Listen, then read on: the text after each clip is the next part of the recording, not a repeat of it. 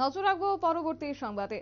Vote উপলক্ষে এবার BSF কে সতর্ক করে দিয়েছে কমিশন, এবং কেননা আগামীকালই প্রথম দফার ভোট অনুষ্ঠিত হতে চলেছে, তাকে কেন্দ্র করে সুষ্ঠুভাবে নির্বাচন করার লক্ষ্যে নির্বাচন কমিশনের এই বার্তা। তবে যদিও আগামীকাল সীমান্তরক্ষী বাহিনীকে বর্ডার সিল করার নির্দেশ দিয়েছে কমিশন, আরক্ষিত সীমান্তে বিএসএফ কে নজরদারি চালাতে নির্দেশ কমিশনের। সরাসরি সেই বিষয় সম্পর্কে জানবো, আমাদের সাথে রয়েছে প্রতিনিধি অঙ্কিতা বর্ধন। অঙ্কিতা, ভোট উপলক্ষে এবার বিএসএফ কে সতর্ক বার্তা দিয়েছে কমিশন, কি আপডেট পাচ্ছ তুমি? দেখো, যেহেতু রাত পোহালেই নির্বাচন অনুষ্ঠিত হচ্ছে দেশ জুড়ে, সেক্ষেত্রে আমাদের রাজ্যে কিন্তু নির্বাচন হচ্ছে। একটি হচ্ছে পশ্চিম আসনের লোকসভা নির্বাচন, তৎসঙ্গে ৭ রামনগর বিধানসভার উপনির্বাচন। তাই সেক্ষেত্রে নির্বাচনকে কেন্দ্র করে ইতিমধ্যে নিরাপত্তাকে কিভাবে আটসাট করা যায় তার জন্য কিন্তু নির্বাচন কমিশন একের পর এক সিদ্ধান্ত গ্রহণ করছে। আমাদের রাজ্যে ইতিমধ্যে ১০০ কোম্পানির কেন্দ্রীয় বাহিনী মোবাইল রয়েছে পশ্চিম আসন এবং ৭ রামনগর বিধানসভার উপনির্বাচনে কঠোর নিরাপত্তার দায়িত্বে। অন্যদিকে আরেকটা গুরুত্বপূর্ণ বিষয়, তা হচ্ছে বিএসএফ অর্থাৎ বর্ডার সিকিউরিটি ফোর্স, যারা সীমান্ত এলাকায় মোতায়েন থাকে, তাদের কাছেও একটা বড় দায়িত্ব থাকে।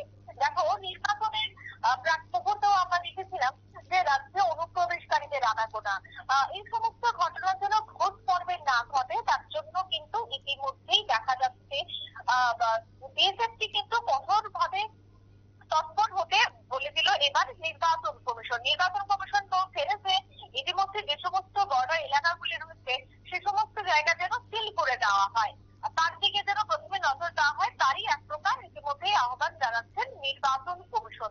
অন্যদিকে দেখো, নির্বাচনকে কেন্দ্র করে যে সীমান্তরক্ষী বাহিনী অর্থাৎ বর্ডার সিকিউরিটি ফোর্স, তাদেরকে বর্ডার সিল করার নির্দেশ এই মুহূর্তে দিয়েছে নির্বাচন কমিশন।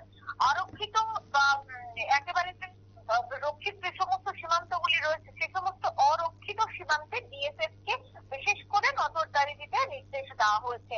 পেট্রোলিং করার জন্য এই মুহূর্তে কিন্তু নির্দেশ, অর্থাৎ আজ রাত থেকেই কিন্তু তারা পাহারা দেবে এবং বিভিন্ন জায়গা যেহেতু সীমান্তবর্তী এলাকা সিল করে দেওয়া হবে, সেক্ষেত্রে সীমান্ত লাগোয়া যে সমস্ত এলাকাগুলি রয়েছে সে সমস্ত এলাকায় কিন্তু আজ রাত থেকেই বাইক পেট্রোলিং চলবে।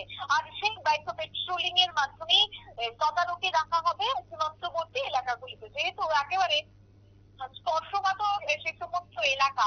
এবং আমরা প্রায় সময় অভিযোগ, বিশেষ করে পশ্চিমবঙ্গ থেকে এই সমস্ত অভিযোগ ওঠে আসে সীমান্তবর্তী এলাকায় যে বিভিন্ন সময় উচ্ছৃঙ্খল পরিস্থিতির সৃষ্টি হয়। তাই এই বিষয়গুলি যেন রাজ্যের বুকে না ঘটে তার জন্যই কিন্তু ইতিমধ্যেই বিএসএফ কে বিশেষ করে কড়া নির্দেশ দিয়ে দিয়েছে নির্বাচন কমিশন। আরেকটা বিষয়, সেটা হচ্ছে রাজ্য নির্বাচন কমিশন ভালোভাবেই জানে যে রাজ্যে উৎসবের মেজাজেই ভোট গ্রহণ প্রক্রিয়া চলে প্রত্যেকবার। এই যে উৎসবের মেজাজে ভোট গ্রহণ প্রক্রিয়া চলা, এই বার্তাটাকে যেন সবাই মেনে চলে, আর এই যে উৎসবের মেজাজেই যেন আগামীতেও ভোট গ্রহণ পর্ব হয়, তাতে যেন কোনো ধরনের আঁচ না আসে তার জন্যই কিন্তু ইতিমধ্যেই বিএসএফ কে কঠোর নিরাপত্তার জন্য আগেভাগে করা হুঁশিয়ারি এই মুহূর্তে দিয়েছে নির্বাচন কমিশন। আমরা সকালে দেখেছিলাম যে নির্বাচন কমিশনের আধিকারিকরা তারা ইতিমধ্যেই সব জায়গায় চলে গেছেন ভোট সামগ্রীগুলি নিয়ে।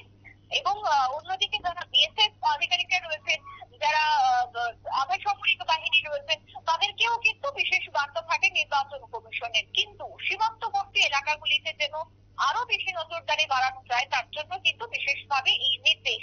যেহেতু রাত পোহালেই ভোট গ্রহণ পর্ব, আগামীকাল সকাল ৭টার মধ্যেই ভোট গ্রহণ প্রক্রিয়া শুরু হয়ে যাবে, সেক্ষেত্রে নির্বাচনের প্রাক মুহূর্তে কোনো যেন উচ্ছৃঙ্খল পরিস্থিতির সৃষ্টি না হয়, অবাধ এবং শান্তিপূর্ণ নির্বাচন যেন হয় তার জন্যই কিন্তু বিশেষ বার্তা দেওয়া হয়েছে এবার বিএসএফ কে। শতাব্দী। আর তুমি অঙ্কিতা, অসংখ্য ধন্যবাদ। একেবারেই বলা যায় রাত পোহালে ভোট এবং তাকে কেন্দ্র করে ইতিমধ্যে রাজ্যে টহল দিতে শুরু করেছে সশস্ত্র বাহিনী, এবং পাশাপাশি জিরো পল ভায়োলেন্স নীতি নিয়ে এবার এগোচ্ছে কমিশন, এবং তাকে কেন্দ্র করে এবার কমিশনের পক্ষ থেকে বিএসএফ কে কড়া সতর্ক বার্তা দিয়েছে নির্বাচন কমিশন। নিয়ে নিচ্ছে ছোট একটি বিজ্ঞাপন বিরতি, সঙ্গে থাকুন।